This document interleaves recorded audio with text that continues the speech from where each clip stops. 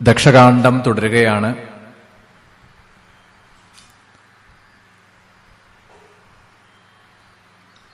ദക്ഷശാപം ലഭിച്ചതായിട്ടുള്ള ചന്ദ്രൻ ശിവഭജനം ചെയ്തു.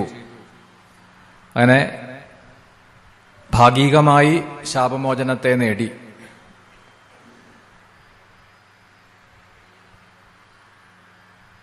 എന്നാൽ പിന്നീട് ആ ദക്ഷൻ തന്നെ തന്റെ എല്ലാ അനുഗ്രഹങ്ങളും തനിക്കുണ്ടായ ആ നേട്ടങ്ങൾക്കെല്ലാം തന്നെ കാരണം ഭഗവത് അനുഗ്രഹമാണ് എന്ന് തിരിച്ചറിയാതെ, അതാണ് മായാമോഹിതനായിട്ട് തീർന്നു എന്ന് പറയാൻ കാരണം,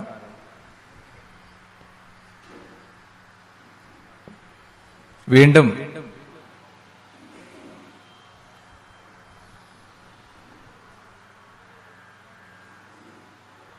ശിവനിന്ദയെ ചെയ്യാൻ വേണ്ടിയിട്ട് ആരംഭിക്കുന്നു എന്നാണ്.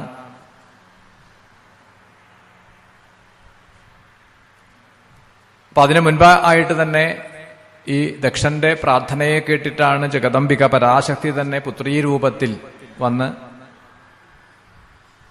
ആവിർഭവിച്ചത്. ദക്ഷൻ തപസ് ചെയ്തു. ദേവി ദർശനം നൽകിക്കൊണ്ട് അനുഗ്രഹിച്ചു. ഈ കഥാസന്ദർഭങ്ങളൊക്കെ ശിവപുരാണത്തിലാണെങ്കിൽ സതീഖണ്ഡത്തിൽ ഈ കഥ വരുന്നുണ്ട്. ദേവീഭാഗവതത്തിലാണെങ്കിൽ 7-ാം സ്കന്ധത്തില് ഈ സതീചരിത്രത്തെ പരാമർശിച്ചു പോകുന്നതായിട്ട് കാണാം.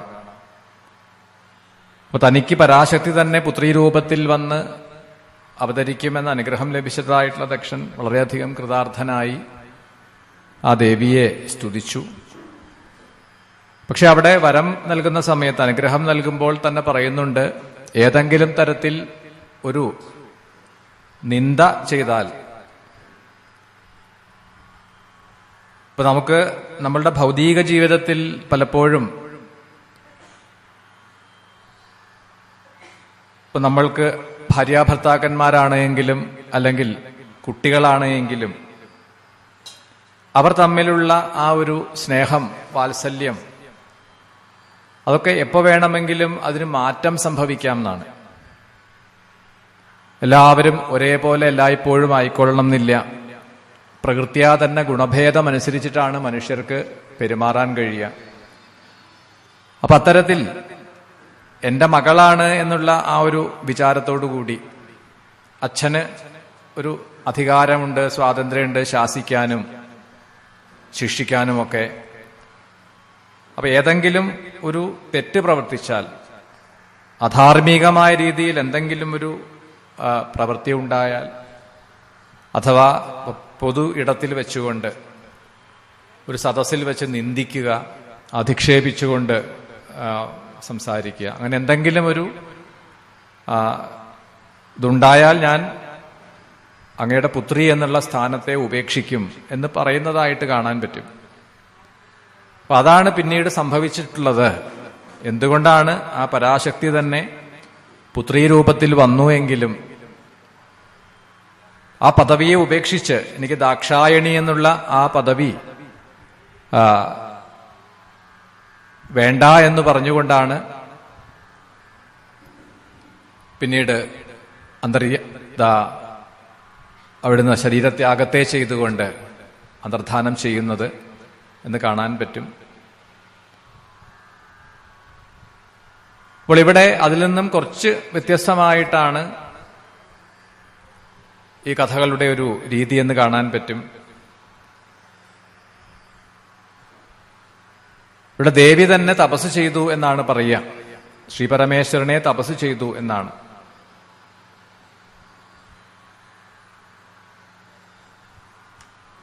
അപ്പൊ വീണ്ടും നമ്മൾ പാർവതിയായിട്ട് കാണുന്ന, അതായത് പാർവതീ കഥയെക്കുറിച്ച് പറയുമ്പോൾ ഹിമവാന്റെയും മേനാദേവിയുടെയും പുത്രിയായി പാർവതിയായിട്ട് വന്ന് അവതരിക്കുന്ന സമയത്തും ആ ദേവി തപസ് ചെയ്തതായിട്ടുമൊക്കെ കാണാം. പക്ഷെ ഇവിടെ ദക്ഷപുത്രിയായിട്ടുള്ള സതി ആയിട്ട് വരുമ്പോഴും അതുപോലെ തന്നെ തപസ് ചെയ്തു എന്നാണ്.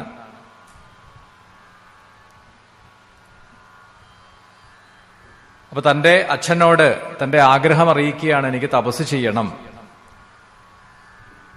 അങ്ങനെ മാതാപിതാക്കളുടെ അനുമതിയോടുകൂടി ആശീർവാദത്തോടുകൂടി തപസ്സിനായിട്ട് പുറപ്പെട്ടു. അതികഠിനമായിട്ടുള്ള തപസ്സാണ് തുടർന്നത്. അപ്പൊ ദേവിയുടെ മുന്നിൽ, സതീ ദേവിയുടെ മുന്നിൽ ഭഗവാൻ തന്നെ, ശ്രീപരമേശ്വരൻ തന്നെ വേഷപ്രച്ഛന്നനായിട്ട് വന്നിട്ട് പരീക്ഷിക്കുന്നു എന്നാണ്. പരമാത്മാ ശിവോജ്ഞാത്വ ബ്രാഹ്മണാകാരമാസ്ഥിത ഗൗര്യാസ്തപോ ഗൃഹദ്വാരം അവാപ്യാപയതയൽ ശിവാം. ഒരു വിപ്രവേഷധാരിയായിട്ടാണ് ഭഗവാൻ ഈ ദേവിയുടെ, ഗൗരിയുടെ അല്ലെങ്കിൽ സതിയുടെ മുന്നിൽ എത്തിച്ചേരുന്നത്. അപ്പൊ തന്റെ ഈ ആശ്രമത്തിൽ താൻ തപസ് ചെയ്യുന്നയിടത്ത് ഒരു യോഗി അല്ലെങ്കിൽ ഒരു സാധു വന്നു എന്നാണ് കരുതുന്നത്. വേഗം സ്വീകരിച്ചു, ഉപചാരങ്ങളൊക്കെ ചെയ്തു, അർഘ്യപാദ്യാദികളൊക്കെ ചെയ്തു. നിഷ്കളങ്ക ഭാവത്തോടുകൂടി തന്നെ ചോദിക്കുകയാണ്, അങ്ങ് എന്തിനു വേണ്ടിയിട്ടാണ് വന്നത്?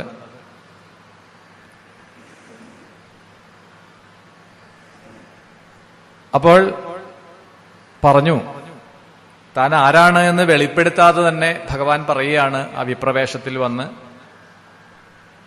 ശിവസ്യ ധർമ്മപത്നീസ്ത്വം ഇച്ഛന്തിം മാം പരാത്മന കഥം മുക്ത ഭയം മൂർഖത്വം യുദ്ധമിഹ പോക്തവാൻ. ഞാൻ ഭവതിയെ വിവാഹം ചെയ്യാൻ വേണ്ടിയിട്ട് വന്നതാണ്, പാണിഗ്രഹണം ചെയ്യാൻ വേണ്ടിയിട്ട് വന്നതാണ്, അങ്ങനെ പാണിഗ്രഹണം ചെയ്യണമെന്ന ആഗ്രഹത്തോടു കൂടി വന്നതാണ്.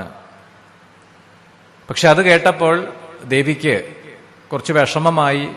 കാരണം താൻ തപസ് ചെയ്യുന്നത് എന്തിനു വേണ്ടിയിട്ടാണ്? ശിവപത്നിയായിട്ട് മാറാനാണ്. പക്ഷെ ഇപ്പോൾ ഇവിടെ തന്റെ മുന്നിൽ അതിഥിയായി വന്ന ഇദ്ദേഹം പറയുന്നു, അദ്ദേഹത്തിന് എന്നെ വിവാഹം ചെയ്യണമെന്ന ആഗ്രഹമുണ്ട്. അപ്പൊ ആ സാധുവിന്റെ വാക്ക് കേട്ട് സതീദേവി പറഞ്ഞു, ശിവസ്യ ധർമ്മപത്നിത്വം ഇച്ഛന്തിം പരമാത്മന. ഞാൻ ശിവപത്നിയായിട്ട് തീരാൻ ആഗ്രഹിക്കുന്ന ആളാണ്. അതുകൊണ്ട് എനിക്ക് അങ്ങയുടെ ഈ ഒരു ആവശ്യത്തിനെ നിവർത്തിക്കാൻ കഴിയില്ല. ശിവനെ അല്ലാതെ, ഭഗവാനെ മഹാദേവനെ അല്ലാതെ മറ്റാരെയും ഞാൻ സ്വീകരിക്കില്ല. നഹം പരാത്പരാദ്ദേവം അന്യം കമപി കാംക്ഷയെ. അപ്പൊ അതുകൊണ്ട് അങ്ങ് മടങ്ങിപ്പോയിക്കോളൂ. ശിവനെ അല്ലാതെ, മഹാദേവനെ അല്ലാതെ മറ്റാരെയും ഞാൻ സ്വീകരിക്കില്ല. അപ്പൊ അത് കേട്ടിട്ടാണ് ഈ സതിയുടെ മുന്നിലിരിക്കുന്നതായ ആ സാധു അല്പം കോപത്തോടു കൂടിയിട്ടാണ് മറുപടി പറഞ്ഞത്. നിങ്ങളുടെ ആഗ്രഹം സാധിക്കാൻ പോണില്ല. അങ്ങനെ വളരെ വേഗത്തിൽ ലഭിക്കുന്ന ഒന്നല്ല ശിവപത്നി ആയിട്ട് തീരുക എന്നുള്ളത്, ആ പദവി. അങ്ങനെ അല്പം ആ ഒരു ഈർഷ്യയോടുകൂടി തന്റെ ആഗ്രഹം സാധിച്ചില്ല എന്ന ആ ഒരു രീതിയിൽ മറുപടി പറഞ്ഞു ആ സാധു. അപ്പൊ സതി അതിന് മറുപടി പറയുകയാണ്, പ്രാണാനപി പരിത്യക്ഷ്യേ ത്വങ്കച്ഛാശു യഥാഗതം. എനിക്ക് ആ ഭഗവാന്റെ പത്നീപദത്തെ ലഭിച്ചില്ല എങ്കിൽ, ശിവപത്നീപദം ലഭിച്ചില്ല എങ്കിൽ ഞാൻ ശരീരം ഉപേക്ഷിക്കും. അല്ലാതെ വേറൊന്നും സംഭവിക്കാൻ പോണില്ല. വേറെ ആരുടെയും പത്നിയായിട്ട് ഞാൻ മാറാൻ ആഗ്രഹിക്കുന്നില്ല. അതുകൊണ്ട് അങ്ങ് മടങ്ങിപ്പോയിക്കോളൂ എന്നിങ്ങനെ കോപത്തോടുകൂടി തന്റെ ആശ്രമത്തിൽ നിന്നും തന്റെ അടുത്ത അതിഥിയായിട്ട് വന്ന ആ സാധുവിനെ മടക്കി അയക്കാൻ ശ്രമിക്കുമ്പോഴാണ് തദാശു ഭഗവാനീശ സ്വരൂപം പരിഗൃഹ്യസ ദർശയാമാസ തത്വസ്യ സു മനോഹരമദ്ഭുതം. ഇതേ സന്ദർഭം ആ പാർവതി ദേവിയുടെ മുന്നിലും എടുത്തു ഭഗവാൻ എന്ന് ശിവപുരാണത്തിൽ പറയും.